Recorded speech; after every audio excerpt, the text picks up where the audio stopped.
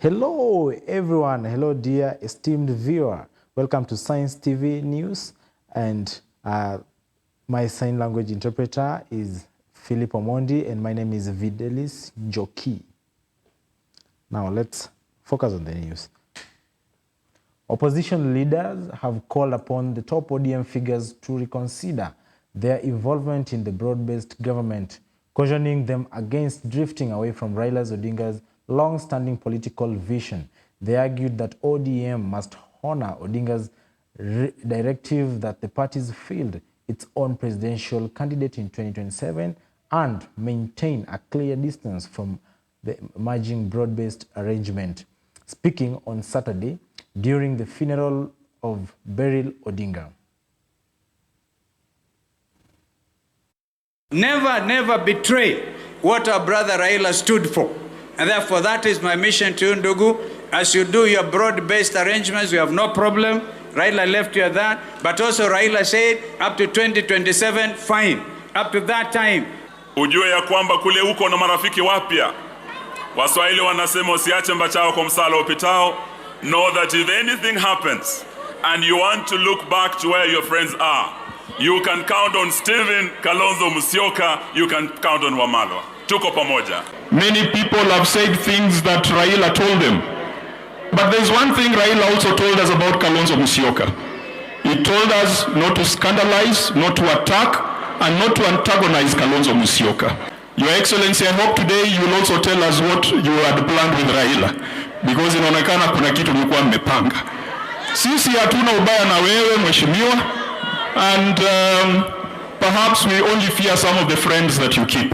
Hivi karibuni mimi nitazungumza juu ya Kalonzo na Raila Odinga. Nitazungumza ili kwamba niongee initoke.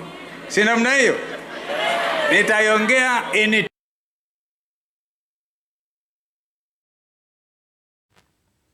On to our next news.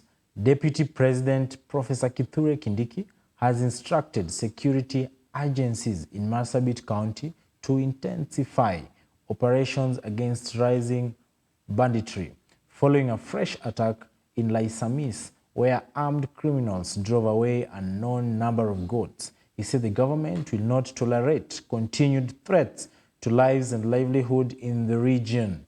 Kindiki assured residents that security teams have heightened vigilance and will reinforce patrols to curb the recurring attacks.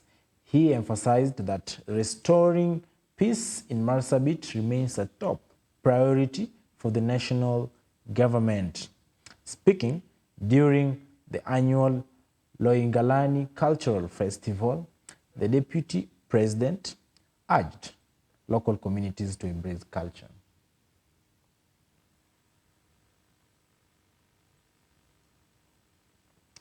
And to the next story, public servants working in various national government departments are being urged to step up efforts in communication development initiatives to the public as Kenya Kwanza administration intensifies the rollout of the bottom-up economic transformation agenda. Energy Cabinet Secretary Opiyo Wandayi, speaking during a meeting with the national government offices and other stakeholders in Siaya County, noted that many projects initiated by President William Ruto's administration have not received adequate publicity. He said this gap has continued to lower awareness, particularly in the Nyanza region, despite ongoing development efforts. As officers serving in the national government, I think we have got a moral duty to communicate to the public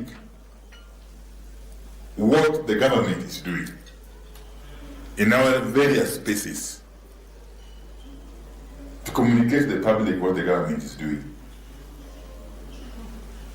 Because the government, the national government, even as we speak, is doing a lot of things in Siaya counties, to be specific. Can you imagine, for instance, if I take the case of energy, which I'm more conversant with for now. Okay? We have got an allocation of some 1.7 billion shillings for rural electrification this financial year. Last one, rolling into this one. And I am sure if we went through all these dockets, you will see some program or project. And going forward, again, I think it's also important to know that it should be in our interest as officers working in the national government to help guide our people, that if possible, we don't just stay in government now, but we continue being in government even beyond the next elections. And to our next story, police officers in Tigoni, Limuru, Kiambu County have arrested a man suspected of being a serial sexual offender who allegedly used social media platforms to lure young women. The suspect, identified as Oscar Wanyonyi, is accused of approaching women online with promises of job opportunities before meeting them, robbing them, and subjecting them to rape. Authorities confirmed that at least 10 young women have already recorded statements at the Tigoni police station, claiming to be victims of the suspect. Officers have urged any additional victims to come forward to assist with investigations and strengthen the case.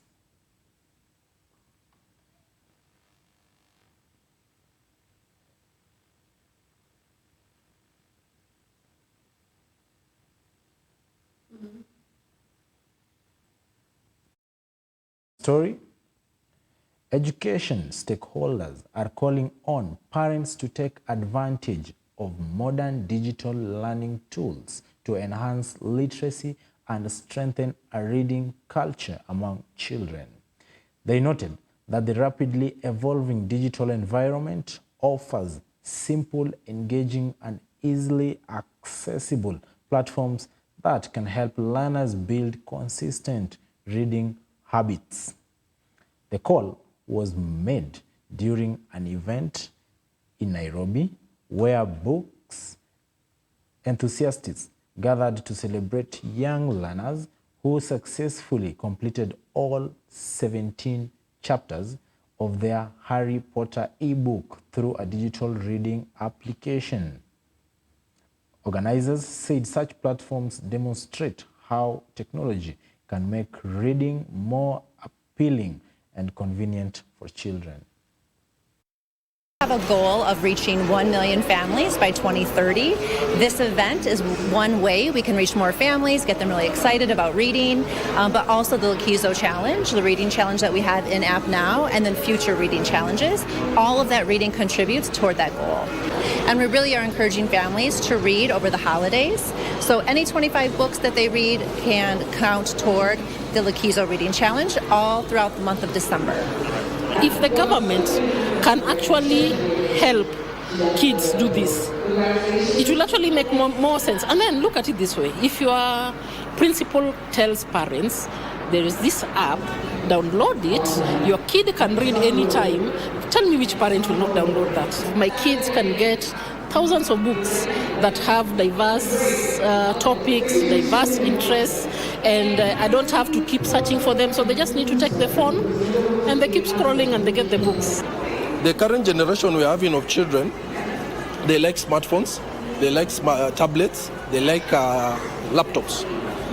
So the trick that we made is that we digitize the books through one reader, so that these kids, when they pick a phone, maybe they want to play games, they find, you encourage them using the app. You see, there's BookSmart app to. That was all for Science TV at 1 p.m. See you again at 4 p.m. And don't forget to continue supporting us, following us in different social media platforms, in Instagram, in TikTok, in YouTube, and Facebook. Thank you so much, and share your comment, share your likes, and also subscribe and give us a like. Thank you also for partnering with Science TV, and enjoy the rest of your evening. And I'll miss you a lot. For Science TV at 4, we meet again. Bye-bye.